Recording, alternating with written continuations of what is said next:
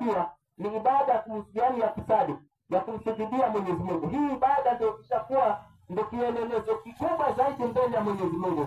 Katika ibada hii ndio tunapata katika ibada hii Mwenyezi Mungu ameweka paji la uso, ndio kiungo muhimu kishike katika ardhi, katika kumwabudu Mwenyezi Mungu. Ndio maana katika kumwabudu Mwenyezi Mungu, Mungu mwenyewe ameweka katika paji la uso. Lakini kiungo ambacho binadamu katika mwili wake hakipendi ni mkono. Hapa tuelezane. Mkono katika kiungo ambacho binadamu hakipendi, yani yeye hakipendi zaidi binadamu, katika kiungo ambacho mwili wake yani hakipendi ni mkono wake. Hata kukatokezea panga mtu atashika.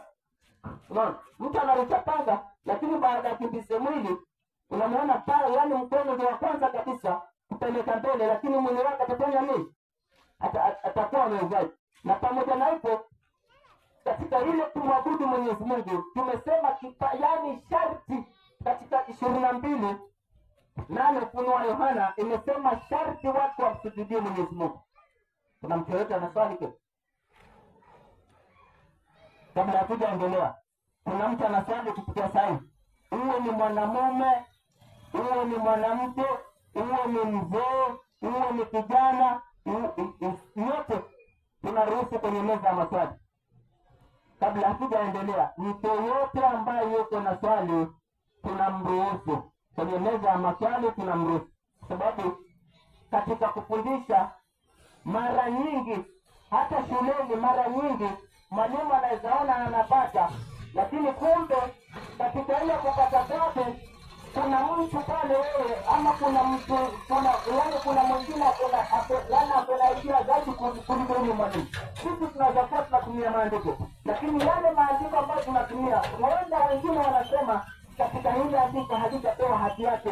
Kwa maana tunaruhusu mtu yote akiwa na swali tunamruhusu kwenye meza ya maswali. Kwanza ili tupate kujuana Waislamu wangapi wamefika kwenye mkutano. Ukiwa wewe ni Muislamu, Waislamu wangapi wamefika kwenye mkutano? Mashaallah. Wakristo wangapi wamefika kwenye mkutano? Sio na haya. Wakristo wangapi wamefika kwenye mkutano huu? Nyosha mkono. Mashaallah.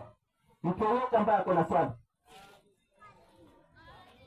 Na hata kama pengine kwenye yani unaogopa kwenye meza ya maswali, hiyo ndio maana tunaweka microphone. Mahali popote ulipo ni kusongezea mic wewe kuswali. Ukiwa manake watu pale kwenye meza ya maswali, huenda pengine mtu anaogopa. Lakini kwa sababu tuko na microphone wireless, na ni vizuri zaidi kwa sababu yale ambayo tunafundisha ni faida baina yangu mimi na nyinyi. Ndugu zangu, ili kuelimishana, huenda sisi Waislamu tunakosea, ama huenda nyinyi Wakristo mnapata. Basi katika ile namna ya kuelezana, kwa sababu kitabu kiko pale tuko na Biblia ambazo tuko nazo pale ni zaidi ya 6. Pale tuko na mplimato inatumika kwa wakati huu. Kwa sababu sisi kaja pale ukasema hiyo Biblia inatumika pale, sisi hatuna, tuko na mplimato huko pale. Na kuna Biblia ambayo msingi wote Wakristo wote ulimwengu mzima wanatumia hiyo Biblia ambayo ni version ya 1962. Ya 1952 tuko nayo pale ya King James tuko nayo. Na tuko na Biblia pale huko pale African Bible tuko nayo pale. Tuko na Habari Njema sio ndio wanatumia peke yake, lakini wengine hawatumii. Tuko na New Translation ama yani Biblia ya tafsiri mpya ambayo hiyo peke yake inatumika na Jehovah Witness, bado tuko nayo pale. Sasa ndugu zote ziko pale. Kwa wewe kama ni Mkristo na umeonelea mimi niko na swali, uwe ni Muislamu ama uwe ni Mkristo na unataka kuchangia, pia bado unaruhusiwa. Ukiwa wewe umesimama mahali kama hapa, ama ukiwa umekaa kwa biashara yako, anyosha mkono useme mimi niko na swali, lakini kupita unyosha mkono ukuletee microphone wale. Mtu ambaye kuna swali. Hiyo kuna swali, na kwenye meza ya maswali pengine mtu anaonelea mimi kupita kwenye meza ya maswali, mimi sitaweza kupita. Nyosha mkono na kuwekea kipaza sauti pale pale. Nyosha mkono tu. Mwalimu, nipige 4:16. 4:16 Petro nasema, kwa kuwa wewe ni Mkristo. Biblia nasema ukiwa wewe ni Mkristo. Hii ni Biblia. Ukiwa wewe ni Mkristo. Biblia nasema ukiwa wewe ni Mkristo, usione haya. Biblia nasema usione haya. Tuko katika kufundishana maneno ya Mwenyezi Mungu. Na katika kufundishana maneno ya Mwenyezi Mungu, lau kama sisi tungekuja na Qur'ani peke yake, watu wangesema hiyo Qur'ani ni ya watu msikitini peke yake na hatuifahamu. Ndio maana tumekuja hapa kusimama na kuulizana maswali, na katika kuulizana maswali ndio kunapata ile katika ile changamoto ya sisi binadamu kurekeshana pale mahali tunapokosa. Ndio maana Biblia inasema uwe tayari. Tenda katika Petro wa kwanza 3:16 inasema uwe tayari kumjibu kila mtu awaulizaye habari za tumaini lililo ndani yenu. Uwe tayari. Ndio maana mtu yoyote tumesema ukiwa na haya ya kupita kwenye meza ya maswali na uko na swali lolote unalotaka kuuliza kwa niaba ya pale msikitini, huwezi kufika kuuliza maneno yani ya watu pale msikitini.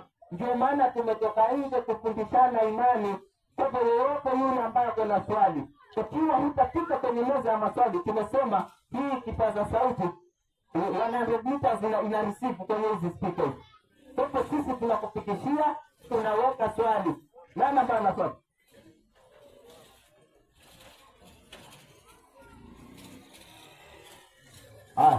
Nani ambaye ana swali upande huo? Ndio ukasema wao ni hapa pekee. Haya, upande huo nani ambaye ana swali? Nani ambaye ana swali pengine? Haya. Mwalimu, naam, wacha tufundishane na tunafundishana ibada ambayo ibada hiyo ni ibada ya Mwenyezi Mungu. Kwanza ukimwambia Mkristo msujudie Mungu, ibada hiyo wanasema hapana, sisi tunapiga magoti. Ndio tuje 6:10 Danieli.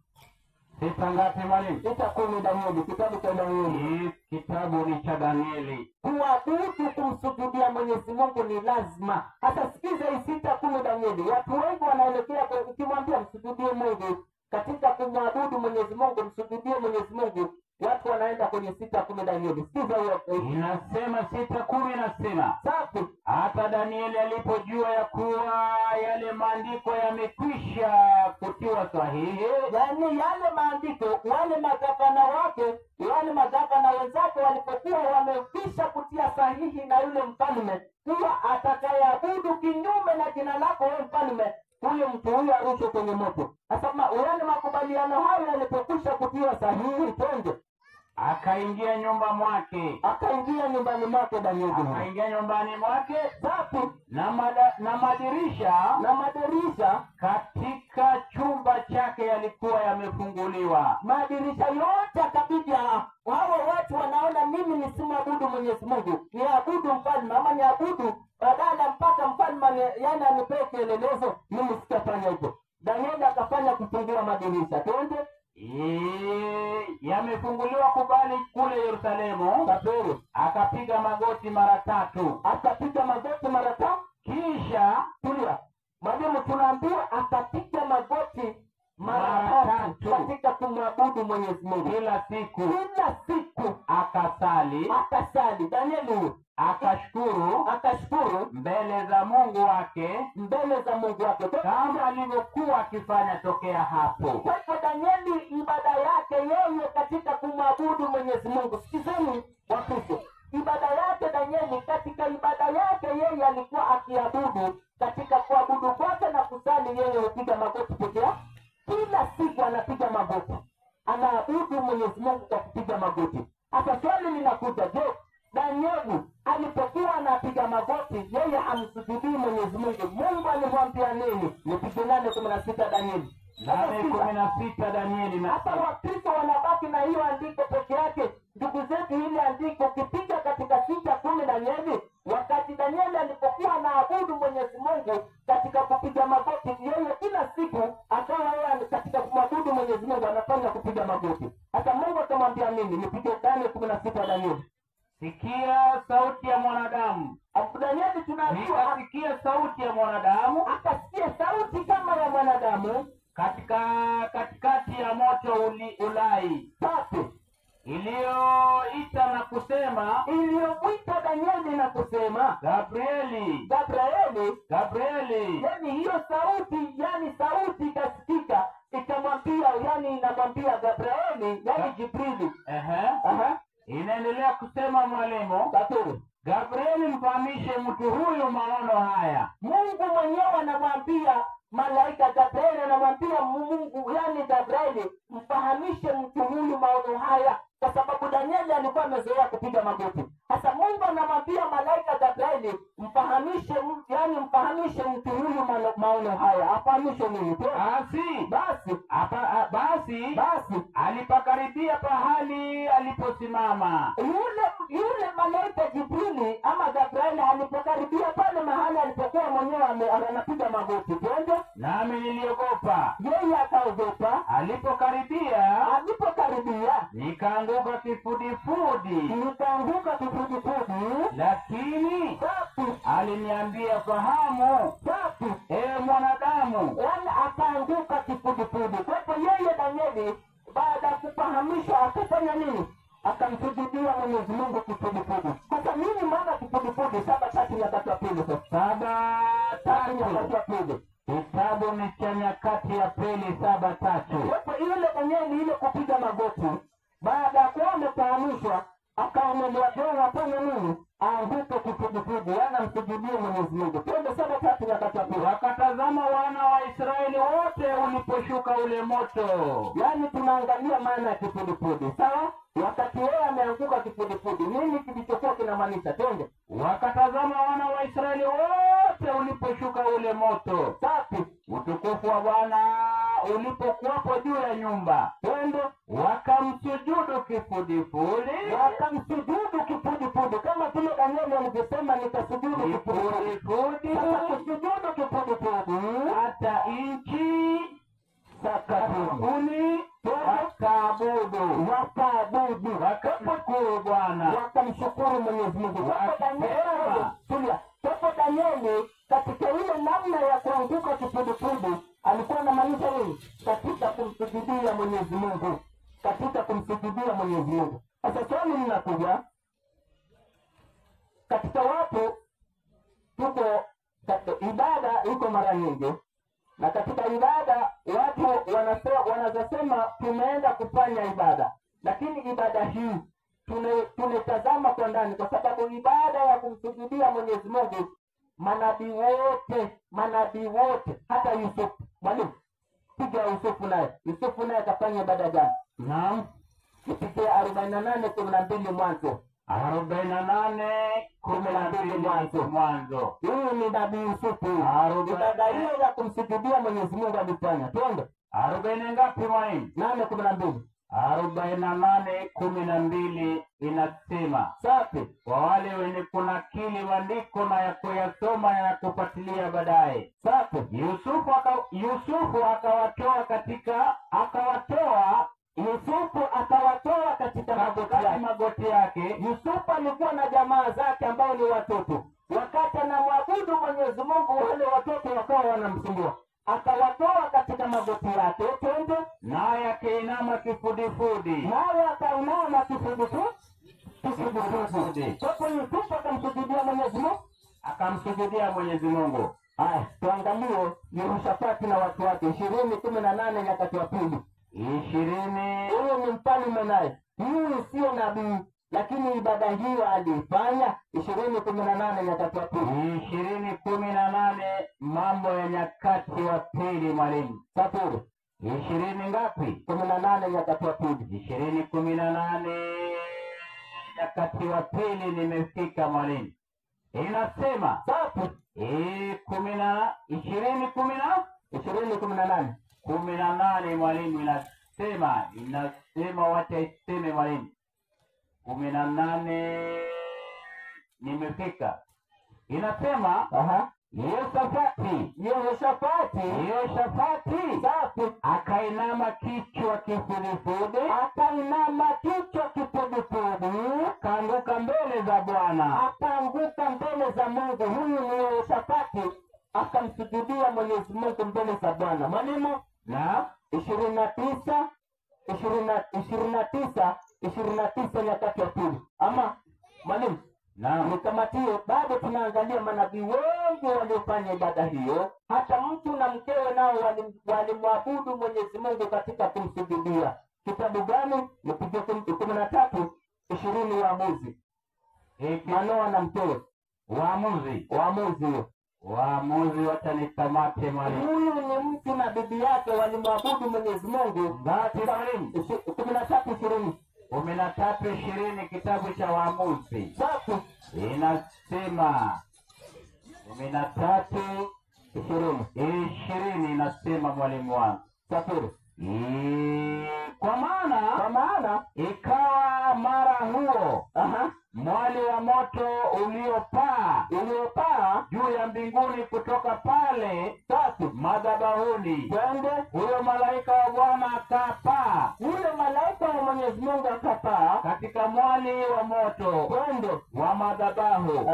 Nao Manoa na mkewe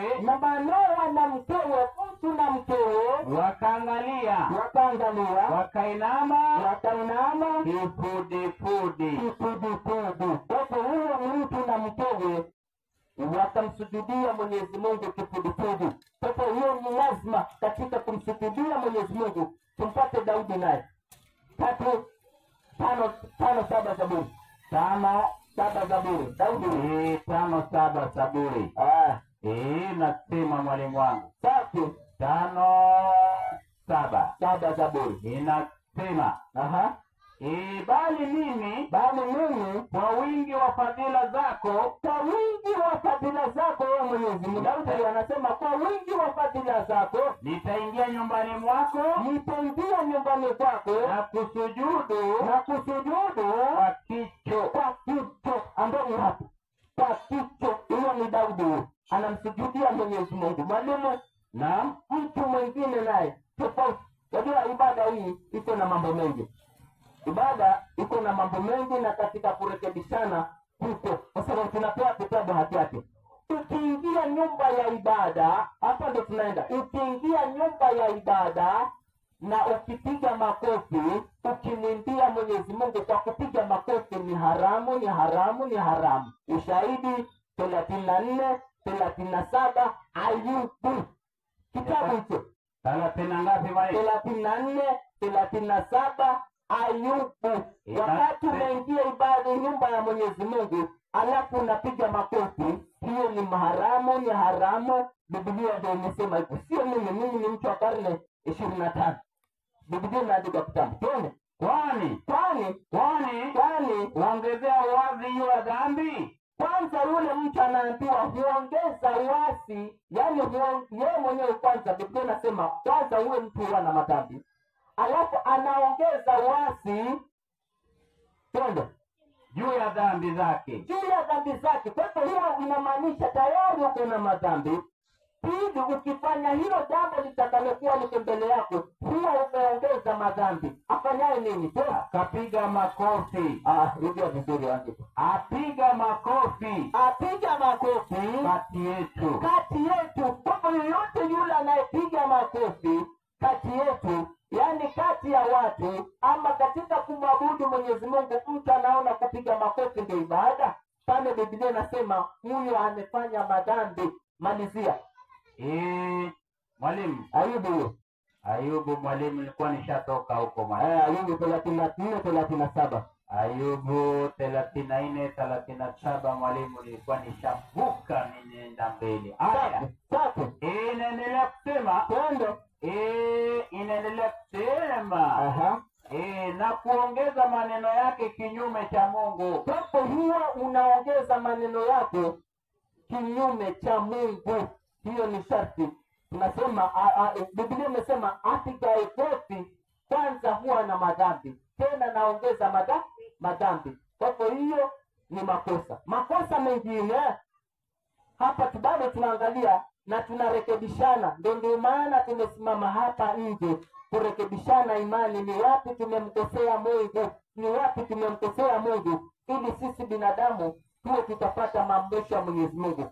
Makosa mengine ni haya, mwalimu, ibada ya mtu kwenda ndani ya nyumba ya ibada, alafu nyumba hiyo hiyo anayeongoza ni mwanamke. Hiyo ni ibada, ni haramu mwanamke kuongoza ibada.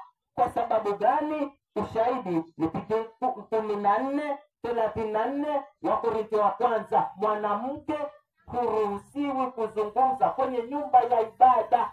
Hapo 14:34 Wakorintho wa kwanza inasema, mwalimu wangu, Safiri 14:30, na wanawake, Biblia inasema wanawake wanyamaze katika kanisa. hiyo ni Biblia hiyo. Na mwalimu, 14:34 Wakorintho wa kwanza. Biblia inasema wanawake wanyamaze katika kanisa, sio pale msikitini. Ndio maana katika kuongoza ibada wanaume ndio wako kipaumbele. Hata wale manabii Mwenyezi Mungu aliwatuma, katika wale manabii Mwenyezi Mungu aliwatuma, alituma manabii takriban 124 na wale 25 waliotajwa kwenye kitabu, hakuna hata nabii miongoni mwa manabii waliokuwa ni wanawake, ambao tunampata nabii wa kwanza ni Adamu, wa pili ni Enoka ambaye anaitwa Ibrisi, wa tatu akashikilia Nuhu, wa nne Hudi, wa tano akashikilia Salehe sita Ibrahimu ambaye ndio baba wa imani, 7 akashikilia Luti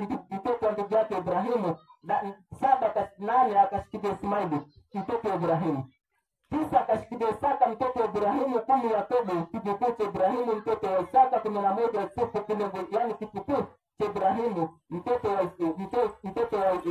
wa Yakobo, 11 ambaye ni Yakobo 11 akashikilia Yusufu, 12 akashikilia Ayubu na Shuaibu, 13 Ayubu, 14 akashikilia Dhulkifli ndugu zetu wanamuita Ezekieli, 15 akashikilia Musa.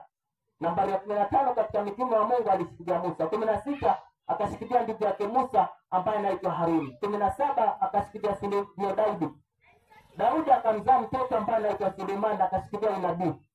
19 akashikilia Eliasi, 20 Eliasa, 21 Yunus, 22 akashikilia Zakaria akamzaa Yahya. Ndio baada ya Yahya kukaja Yesu, baada ya Yesu ndio Mtume Muhammad sallallahu alaihi wasallam. Kwa hakuna nabii miongoni mwa manabii katika hiyo orodha yote aliyekuwa ni mwanamke. Hiyo tulipokuja katika zama za Yesu 12 Mathayo, Yesu naye katika kuwachagua wanafunzi wake wote aliwachagua wanafunzi wanaume peke yao. Kwa nini hakuchagua wanawake Yesu? Tutakuja piga hiyo andiko kwanza. 14:34 Wakorintho wa kwanza inaendelea kusema, maana wanaruhusa kunena. Wanawake, Biblia imesema wanawake wanyamaze katika kanisa, maana hawana ruhusa ya kunena katika kanisa. Twende, bali watii kama vile ninavyo Torati nao. Sheria ya Mwenyezi Mungu. Twende, nao wakitaka kujifunza neno lolote, na waulize waume zao wenyewe nyumbani mwao. Wanaume wenyewe nyumbani mwao. Kwa hivyo mwanamke hana ruhusa kuzungumza kwenye kanisa. Wakitaka wanaume wake kujifunza neno lolote, na waulize wanaume wenyewe nyumbani mwao, maana safi ni aibu mwanamke kunena katika kanisa. Maana Biblia imesema ni aibu mwanamke kunena katika kanisa.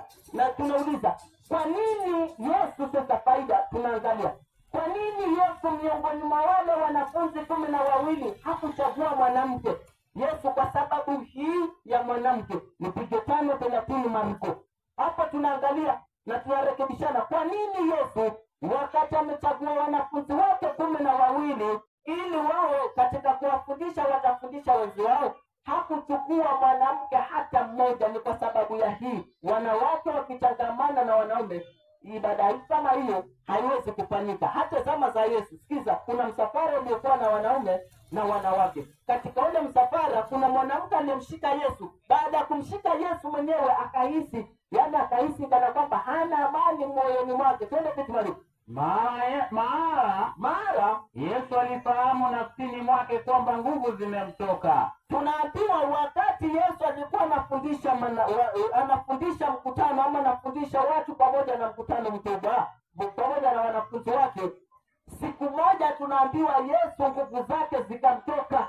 Yesu nguvu zake zikamtoka. Sasa alipokuwa amehisi nguvu zake zimemtoka, je, kuna mtu yoyote aliyekuwa amemgusa? Ni mwanamume aliyekuwa amemgusa ama ni mwanamke? Ndio maana tunaambiwa, Biblia inasema ni aibu mwanamke kuzungumza kwenye kanisa, ama ni aibu mwanamke kusimama kwenye ibada. Yaani katika nyumba ya ibada mwanamke aongoze wanaume pamoja na wanawake. Ndio pale sasa Yesu anasema katika ule msafara aliyokuwa akifundisha, moja kwa moja katika Yesu akahisi nguvu zake zimemwisha. Wakati Yesu amehisi zile nguvu zake zimemwisha ama zimempotea, akasema nini?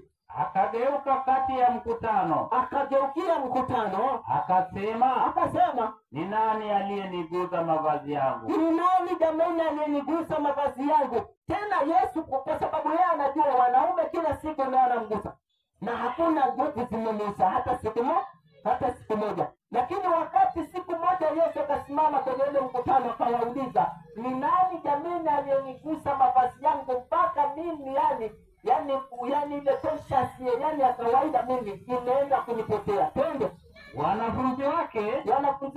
Wanafunzi wake wakamwambia, Safi. Je, waona mkutano ulivyosonga songa?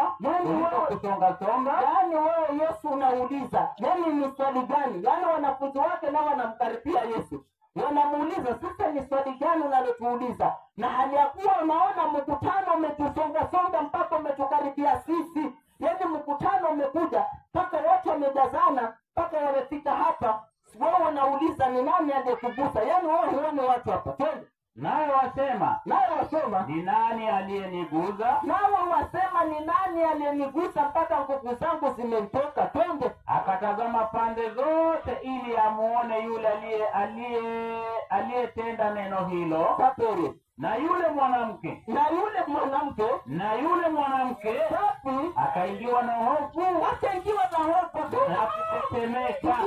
Aliingiwa na hofu na kutetemeka mbele za wanafunzi wa Yesu, mbele za mkutano. Kumbe mwanamke ndiye alikuwa amemgusa Yesu, na Yesu alikuwa ni mwanaume. Ndio maana wanaume na wanawake kwenye nyumba ya ibada hawafai kukaa pamoja. Ndio maana Yesu kuna siku moja kwenye ule mkutano aliguswa na mwanamke. Kumbe baada ya kuguswa na mwanamke nguvu zikamwisha. Ndio maana kwenye nyumba ya ibada wakati watu wanaenda kumwabudu Mwenyezi Mungu, ili kuwa ile conscious ama ile kuwa na upeo wa kumwabudu Mwenyezi Mungu na ushu na hofu na kuogopa Mwenyezi Mungu na kutotamani yani vitu vya dunia. Kwanza, kitu cha kwanza, wanaume na wanawake wawe kando kando. Ushahidi Zakaria 12:13. 12:13 kitabu cha Zakaria. Wanawake na wanaume wawe tofauti kwenye nyumba ya ibada. Ushahidi 12:13 Zakaria. Kitabu cha Zakaria 12:13 inasema, Sapere. Kwa wale wenye kunakili maandiko na kuangalia, Sapere. jamaa ya nyumba ya Lawi peke yao.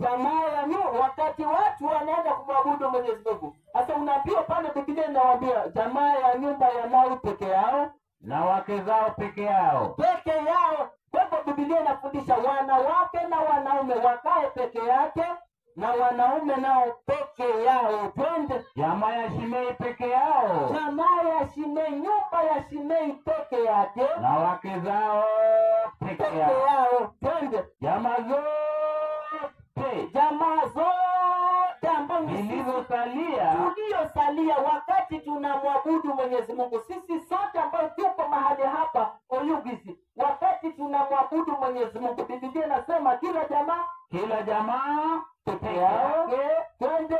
Na wake zao peke yao. Ndio maana pale msikitini kuna kwa wanaume na kwa wanawake. Wanawake na wanaume hawatangamani pamoja wakati wanamwabudu Mwenyezi Mungu. Sheria hiyo hata Biblia nayo imepeana stakabadhi. Kwa hivyo sisi wenyewe tunamkosea Mungu kuwa tunaabudu wanaume na wanawake kwenye nyumba moja. Hiyo ni Biblia. Tumetoka. Tuingie kwenye. Kuna mtu yote ambaye ana swali? Mtu kama ana swali, kama unaogopa kwenye meza ya maswali, tukuletee mic mahali popote. sije tena hisi kunyanyasa, na pengine uko na swali, uwe ni mwanamke uwe ni mwanamume, ukiwa na swali uweze kwenye meza maswali. Ama ukiwa unaogopa, tukuletee hii microphone wireless 100 meters, hii bado inakupata mahali ulipo. Kuna mtu yote ambaye ana swali anyoshe mkono. Yote yule, awe ni mwanamke awe ni mwanamume, takuruhusu. Kuna mtu ambaye ana swali? Fursa ya maswali.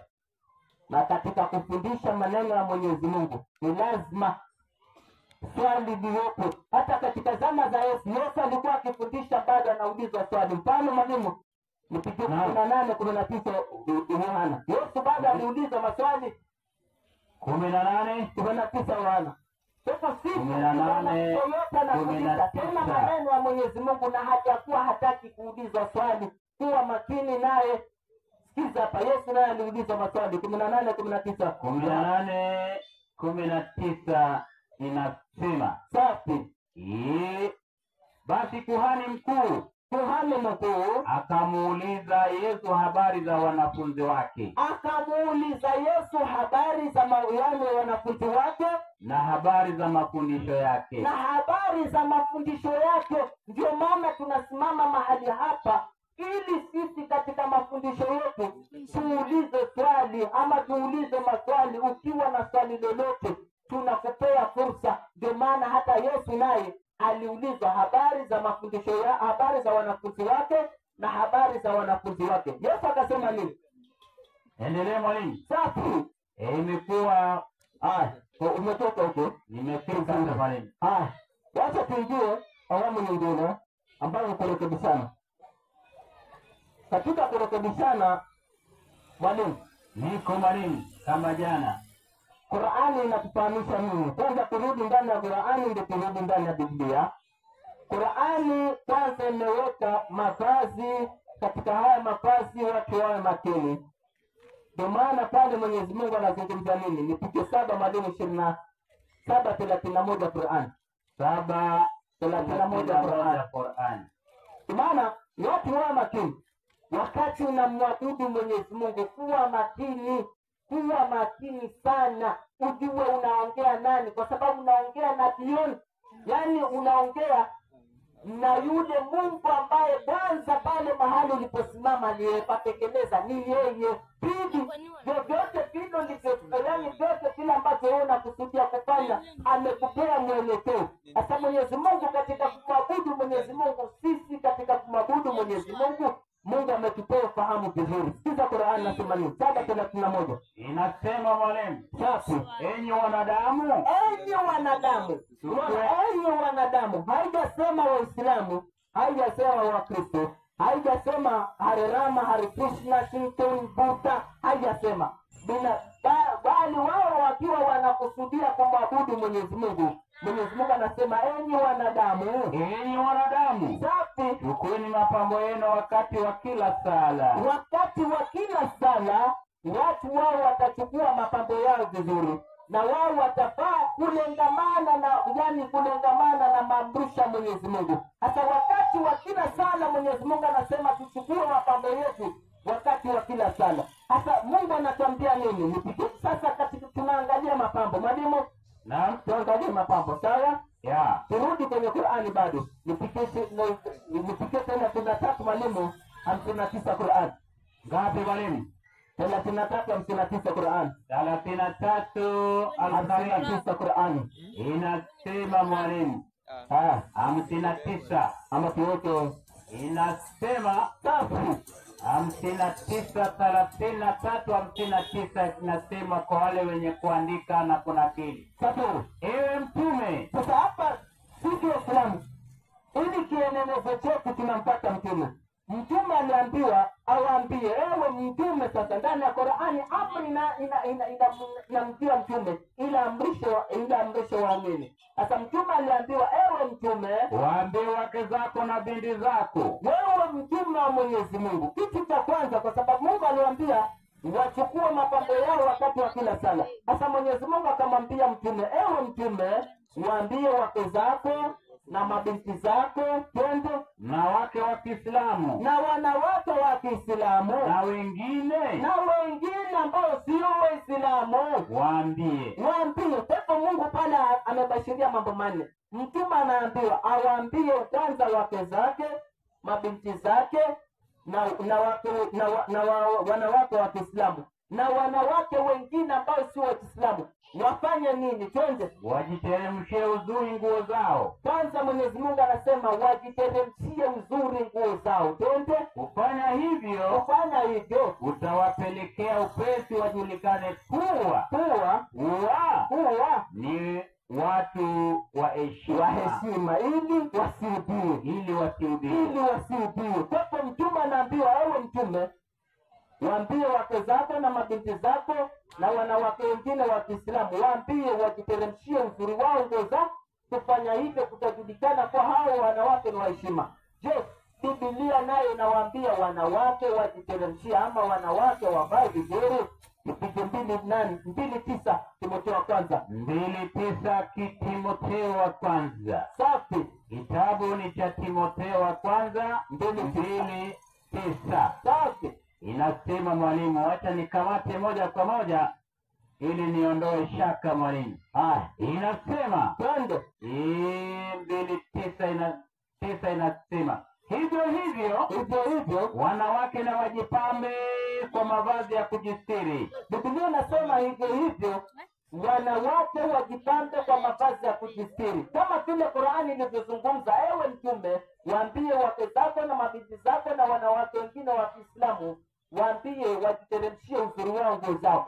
Kwa bado katika mfumo wa kumwabudu Mwenyezi Mungu, bado Biblia nayo inasema hivyo wanawake na wajipambe kwa mavazi ya kujistiri. Twende. Naam. Inaendelea kusema pamoja na adabu nzuri, safi, na moyo wa kiasi. Twende. Si kwa kushuka nywele wala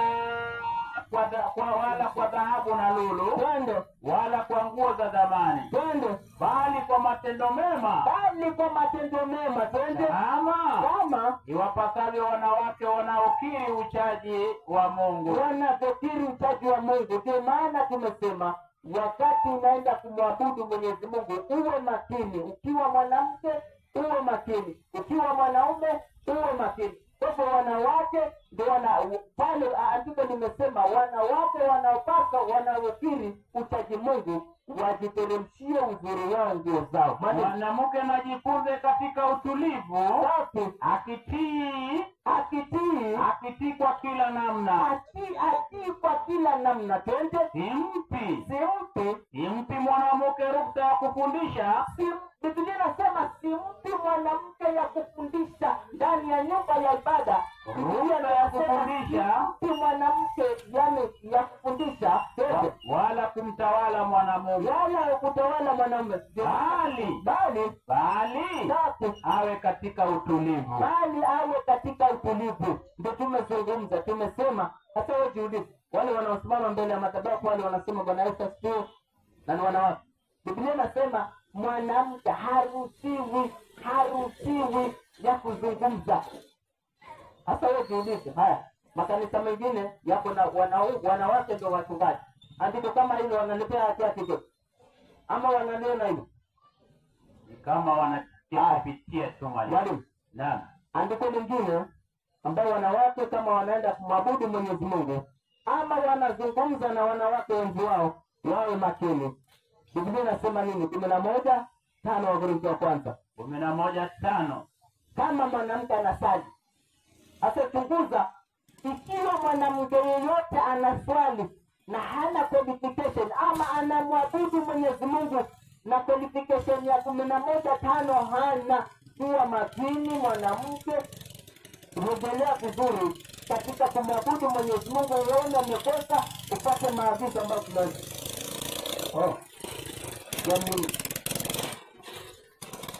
na mwalimu. Wajua nimefanya ndugu yetu ako na karatasi amekuja kuuliza swali hiyo. Kuna wale ambao pia kuja pale kwenye meza ya maswali ama kumpelekea. Kuna wale ambao pia nao kwenye meza ya maswali unaweza mtosa ama kumpelekea pengine microphone unaweza mtosa. lakini akawa ameandika karatasi yake kuulizia swali. Ndio maana nilipomuona ndugu yangu anakuja, nikaona pengine ako na karatasi ya kuulizia swali. Hello. Si kutoka. Wala alipotoka pale nimedhani ameshika karatasi, ameandika pengine swali lake kwenye karatasi, amekuja kuuliza swali. Pia hiyo ni fursa nyingine ya kujua. Ukiwa pengine unaogopa microphone, ukiwa pengine unaogopa pengine meza ya maswali, pia unaweza kuandika swali lako. Mwalimu, tupeane namba gani ya maswali? Namba ya maswali ya kama ya 06 peana yako mwalimu. yako mwalimu yako. Wajua ndio chama. Hebu peana. Wajua ndio peana. Wajua ni kibarabara. Unaweza peana yangu mambo mengine akawa. Hebu peana. Wajua kuzuia. Wajua hebu kuzungumza ukweli. Unaweza peana nambari kwa sababu ni kijana. Ikawa baada ya maswali ikawa ni mambo mengine. Kwa hivyo kwa muda, kwa sababu wewe ni chama, hebu peana yako kwa heshima yao. Yaani kwa wale watu ambao wangependa kuuliza maswali ile hali wameogopa kufika mbele hapa, basi namba ya simu ni 07-2020-2148. Yaani kwa mjogo manyalo hero mondo mi openji to okinyal chopo machiegni nikech sauti ni duolni dhi mabor. Koro kin mabor kono tidwa penjo mondo mi oduoki, inyalo oro penjo ni na namba mar 07-200-240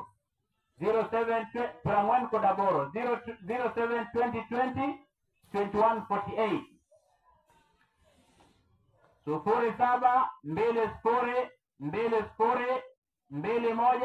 07-20-2148. Ng'ato man kod penjo nyalo oro penjo ni namba mar simu to waduoki. Sawa. Naam. Kwa yote yule ambaye ako na swali, namba imewekwa 0720 hiyo ya chama ni 0720-202148. Hiyo ndio ya chama. Sababu naweza kuwa na namba lakini kama mambo mengine. Mwalimu, Yes. hebu piga hiyo andiko 11:5. 11:5 nasema bali Kila mwanamke asalipo. hapa, sikiza hapa. Mwanamke yote yule ambaye ana swali, ukiwa unaelekea kumwabudu Mwenyezi Mungu, Biblia imepeana mwelekeo. Unakuwa makini ukiwa wewe ni Mkristo, ukiwa ni Muislamu. Biblia inasema bali kila mwanamke asalipo, Salipo anapohutubu au anahutubia watu bila kufunika kichwa, bila ya kufunika kichwa chake, waibishwa kichwa chake. liaibisha kichwa chake. Kwa maana ni sawa na yule aliyenyolewa. Kwa maana ni sawa na yule aliyenyolewa. Kwa hivyo mwanamke, wakati unasema mimi naenda kumwabudu Mwenyezi Mungu, mimi sahi na mwabudu Mwenyezi Mungu, Biblia inasema bali kila mwanamke anaposalimu, anapohutubu bila kufunika kichwa chake, Biblia inasema yaibisha kichwa chake. Tuende kwa maana. Yes, mwalimu. Tatu. Inaendelea 11:7. 11:5 hapo. 5 inaendelea 6 nasema Tatu. maana mwanamke asipofunika kichwa chake, mwanamke akatwe nywele zake. Biblia ndio imepea mfumo huu. Ukimwona, yani nasema mwanamke anaposali ama anapohutubu bila kufunika kichwa chake, yaibisha kichwa chake. Na Biblia ikasema ikiwa mwanamke hakujifunika kichwa, Biblia inasema anyolewe nywele zake. Malizia. endelea kusema. Tatu. Inasema maana kwa maana kweli aimpasi. Inaendelea maana mwanamke asipofunikwa na akatwe nywele. Twende. Au ikiwa ni aibu mwanamke, au ikiwa mwanamke, yani mwanamke kukatwa nywele ni aibu, kukatwa nywele zake au kunyolewa na afunikwe. Imerudi pale Sara lazima bado imerudi pale. Qur'ani, Biblia bado zimefanya nini? Zimetupea mwelekeo wanawake wakati wanamwabudu Mwenyezi Mungu wafunike kichwa. hizo ni maandiko. Kuna mtu ambaye anaswali sikia. Tenda pale ama nikileta na nenda pale. Sio unaweza songa pale. Mwalimu baki kwa hii ni ya msomaji. Mimi ndio naruhusiwa kukupa. Swali niko nayo. Kwanza kwa majina mimi naitwa Bakari Mrido. Sijui ndugu yangu kwa majina naitwa nani? Kwa majina naitwa Lucy Fabiano.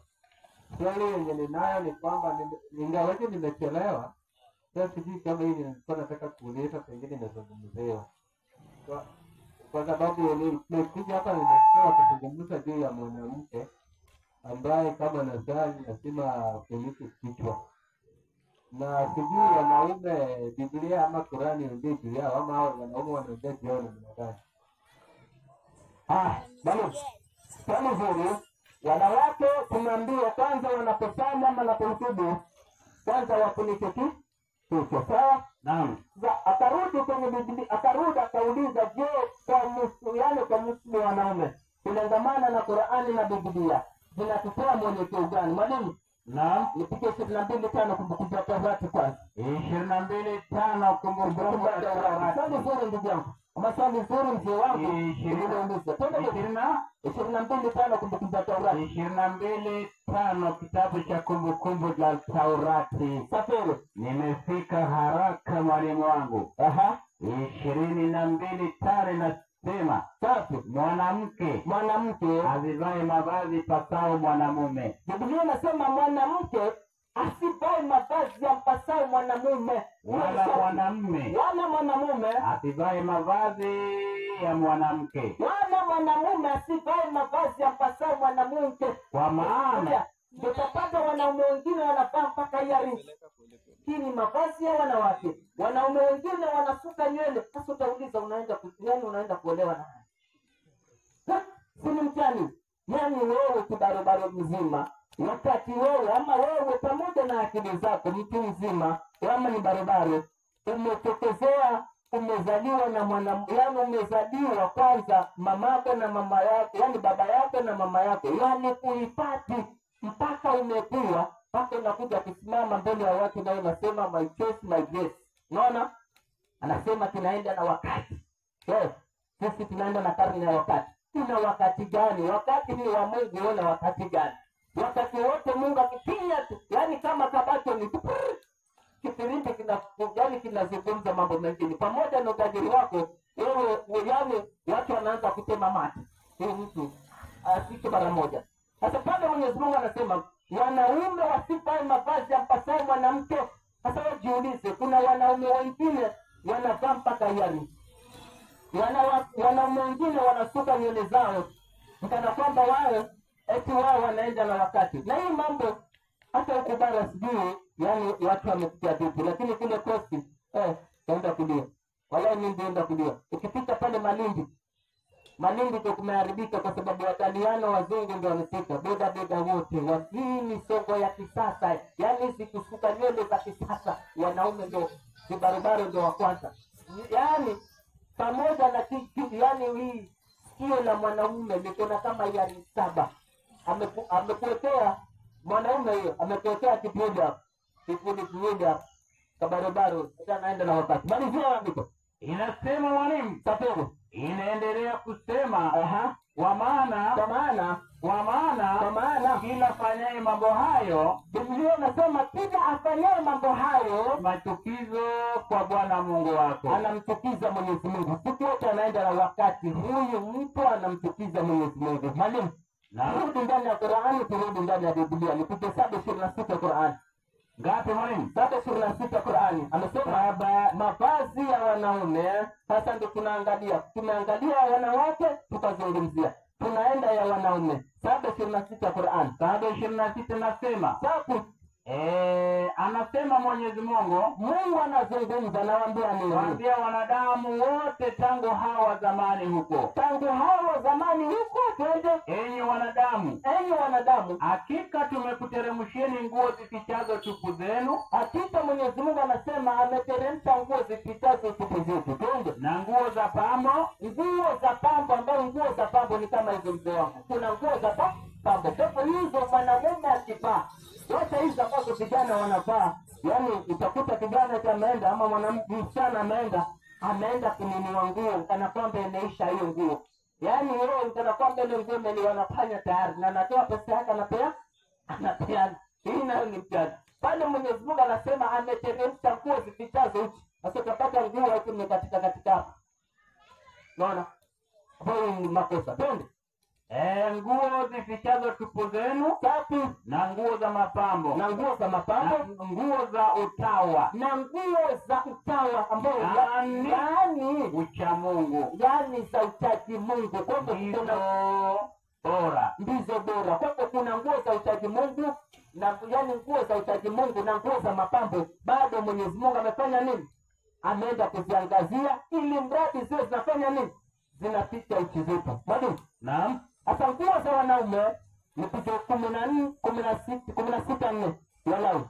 Inasema mwalimu, Tatu, ataivaa ile kanzu takatifu ya kitani. hizi hapo. Tunaambiwa ataivaa ile kanzu takatifu, kanzu ambayo ni nguo ya utawa. Sasa ataivaa ile kanzu takatifu, twende. Atakuwa na zile suruali za kitani mwilini mwake. Ukiwa na suruali kama hiyo, ama ukiwa na yaani suruali ama jinsi, ili mradi na picha uchi wako, twende.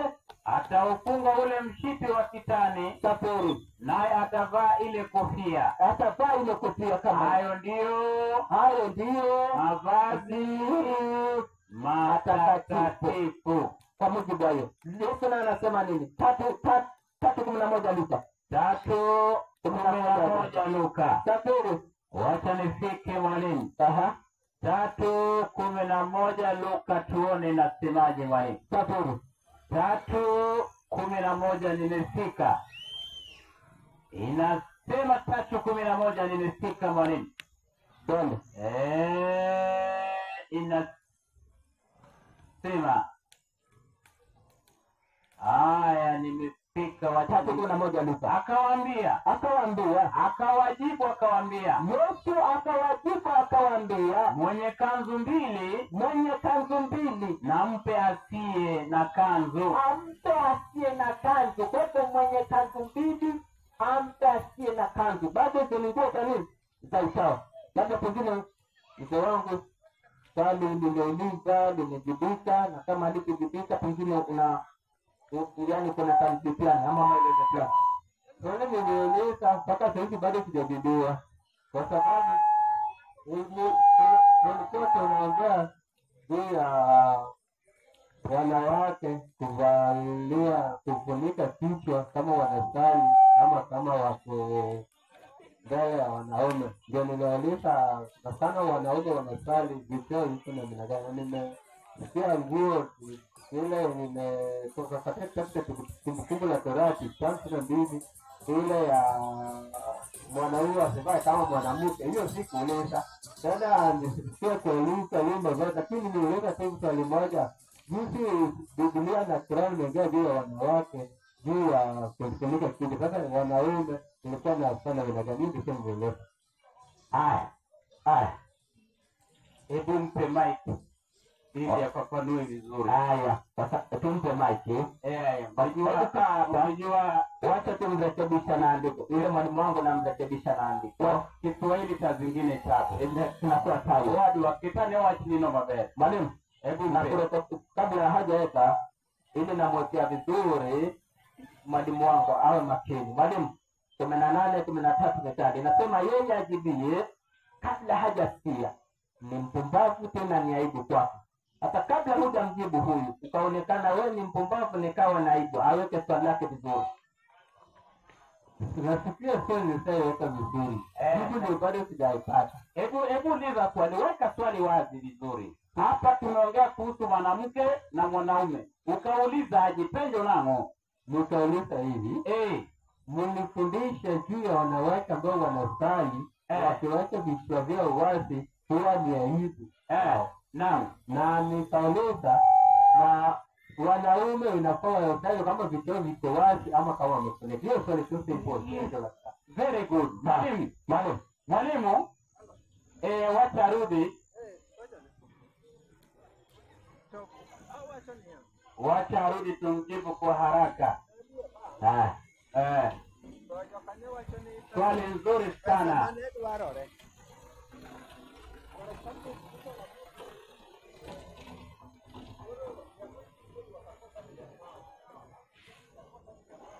Mambo ni hayo. Ameuliza swali kubainisha haki. Yaani hii Qur'ani imekuja kwa kuwabainisha haki.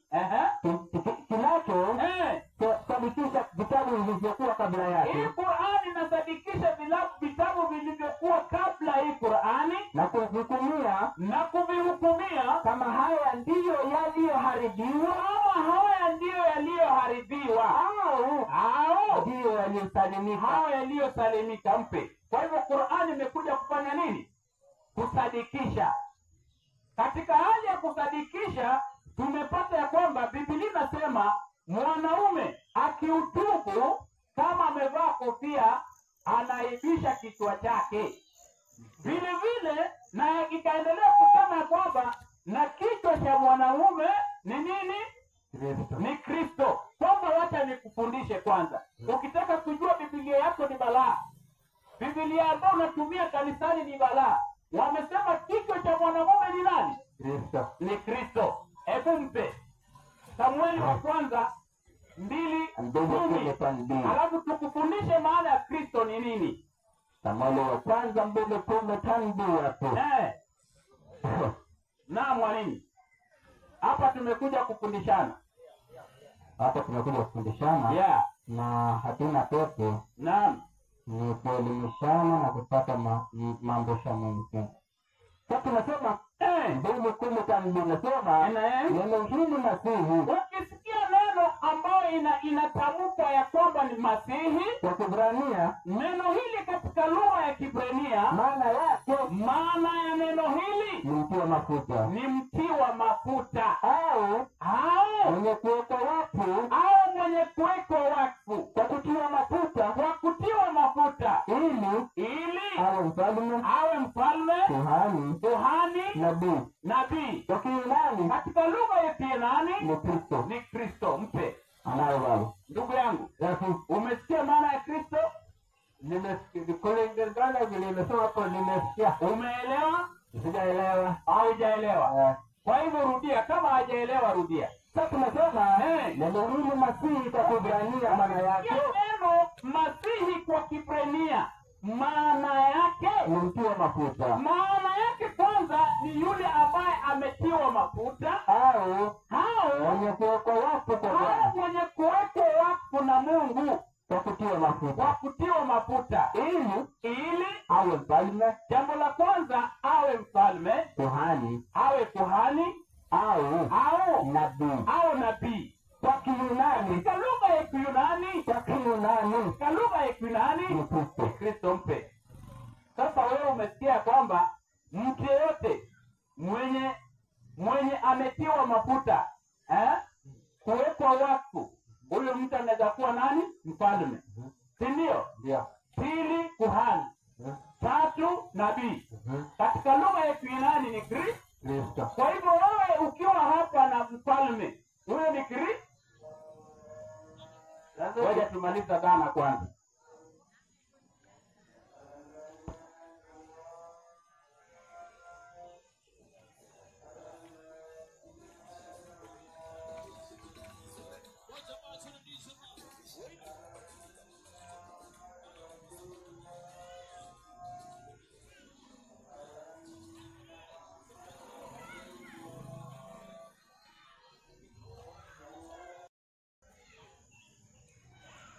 Safi. Kwa hivyo ndugu yangu, neno Kristo ni katika lugha ya Kiyunani.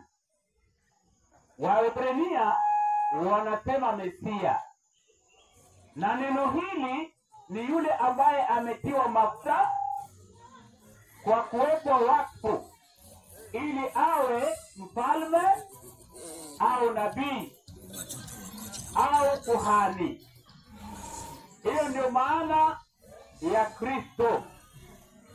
Kwa hivyo Biblia ikisema ya kwamba mwanaume anapohutubu naye amefunikwa kichwa chake, yuaibisha kichwa chake na kichwa mwanamume ni Kristo, ina maana ya kwamba kichwa cha mwanamume ni kuhani, kichwa cha mwanamume ni mfalme, kichwa cha mwanamume ni nani? Nabii. Ni nabii. Nadhani ndugu yangu amepata hayo maneno. Kama kuna mwingine, Kwa sasa. hebu kidogo nisalamie mzee, tumekuwa naye kwa muda. Aseme hata mambo mawili matatu. Asema mambo mawili. Matatu. Habari mzee. ambayo nitaweza kusema Ngoja kwanza. Habari ya jioni. mzuri, Amani ya Mwenyezi Mungu iwe juu yako. mzuri kabisa. Mimi naitwa Ali Hassan. Wewe? Mimi naitwa Wilson Atibu. Wilson Atibu. Mimi ni Muislamu. Wewe?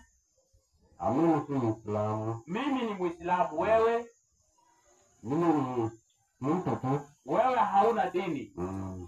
Sasa maoni yako ama swali lako? Swali langu, nimefurahi kwa yale ambayo mnayasema. Umefurahi na yale ambayo tunayasema? Na sijaona jambo lingine ambalo ni baya. Naam. Sasa mzee, ikiwa umefurahi na mambo ambayo tunafundisha hapa, na haujaona jambo lolote ambalo ni mbaya, na hauna dini, unaonaje tukikupa dini? Sioni ubaya. Hauoni ubaya? Kwa hivyo uko tayari tukupe dini? Niko tayari. Uko tayari? Mzee wangu, kupata dini ni jambo nyepesi tu. Ni kusema tu mambo mawili tu. Baada ya kusema hayo mambo mawili, tayari ushapata dini. Uko tayari? Niko tayari. Hebu inua kidole hivi. Sawa. Mzee sema bismi lahi arrahman rahim. Ashhadu an Allah ilaha illallah wa ashhadu anna Muhammad Rasulullah. Kwa jina la Mwenyezi Mungu, mwingi wa rehema,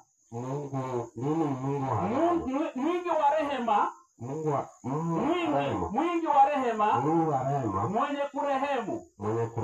Nakiri kwa moyo, natamka kwa ulimi ya kwamba hapana mola apasaye kuabudiwa kwa haki,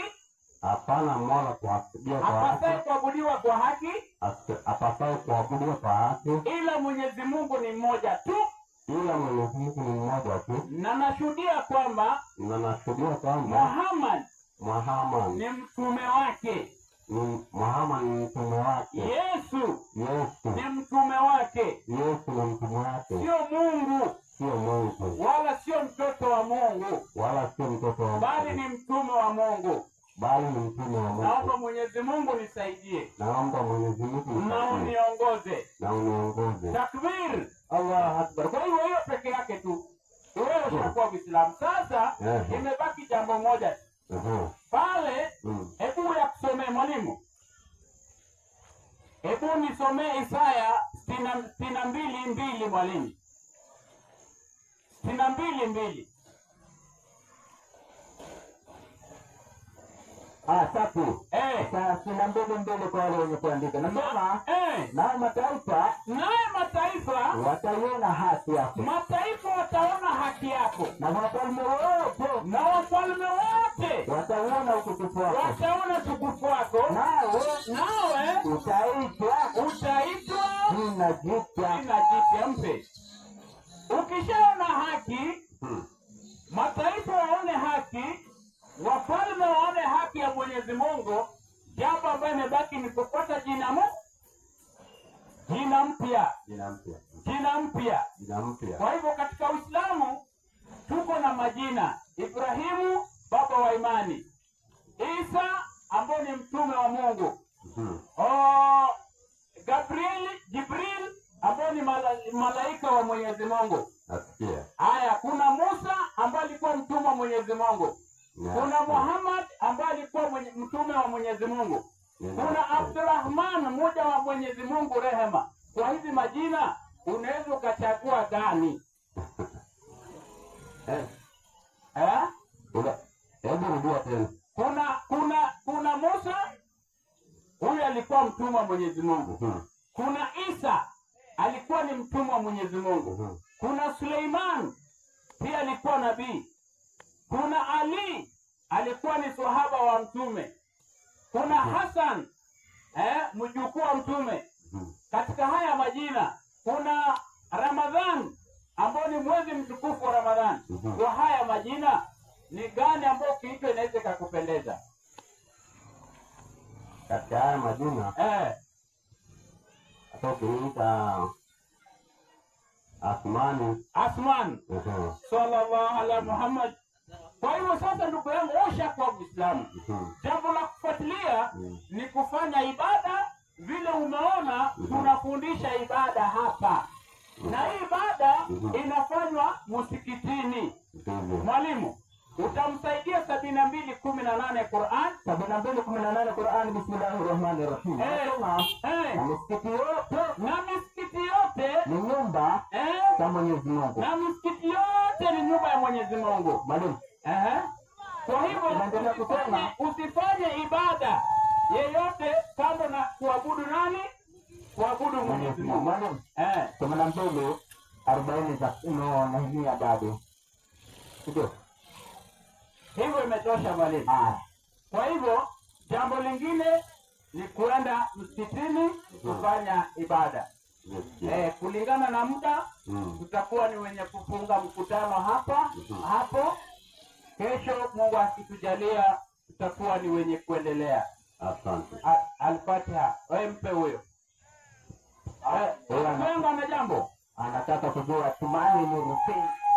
Niko tu na swali. Naam. Kulingana yale majina ambayo ulieleza, basi tulikuwa tunachagua. Nikasikia jina la Isa. Tukupe gani kwanza? Ngoja kwanza.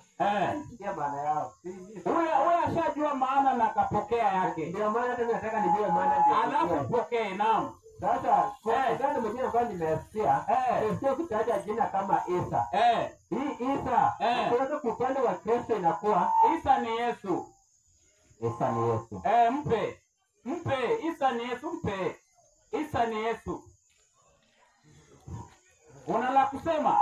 Hiyo tungo ilikuwa tangu ndugu yako tena swali. Okay, sawa.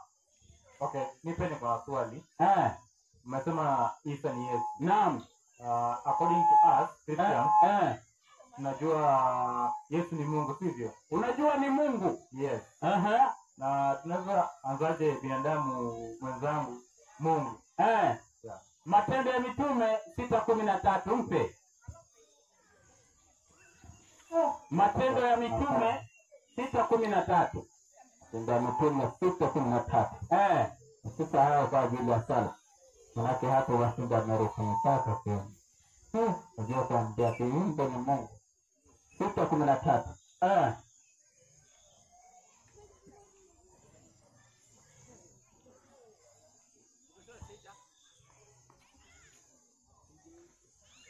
6:13 na Matendo ya Mitume 6 aya ya 13 nasema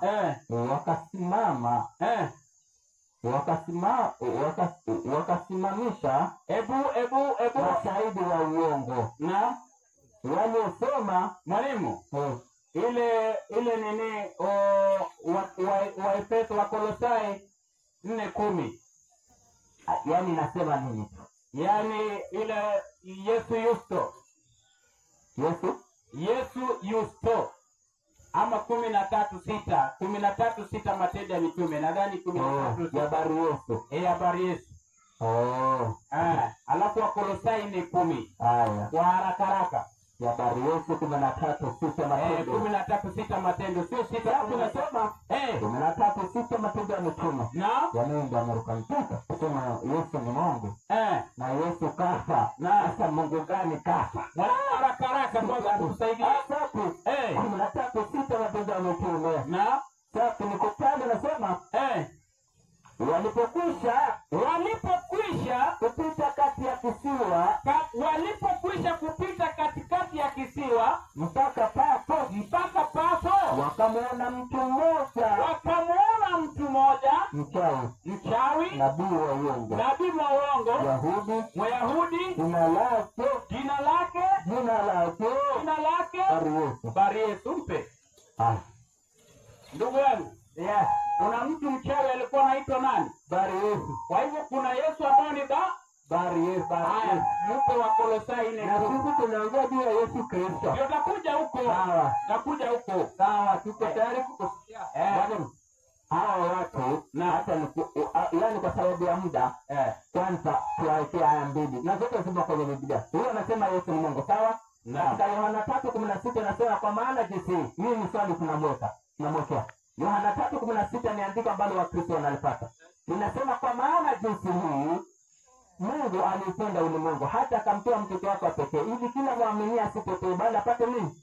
Awe na uzima milele. Huyo anasema Yesu nani? Mungu. Hasa inamaanisha huyu atasema kwa maana jinsi hii Yesu, kwa kuwa huyu anasema Yesu ni Mungu, anasema itakuja sema kwa maana jinsi hii Yesu alipenda ulimwengu hata akamtoa mtoto wake pekee ili kila muamini mtoto wa Yesu apate nini? Apate uzima wa milele. Sasa hivi huyu awe mkweli aseme Yesu ni Mungu, mtoto wa Yesu nani? Mpe. Ndugu yangu, kibaya mnakuja usiku bwana. Tumeanza mapema. Niko tuambia mnakuja. Sasa kesho muje mapema. Saa ngapi? Tunaanza saa 9. Hata nikakuja saa 8. Haya sawa. Okay. Hilo swali nitakujibu kesho. Basi.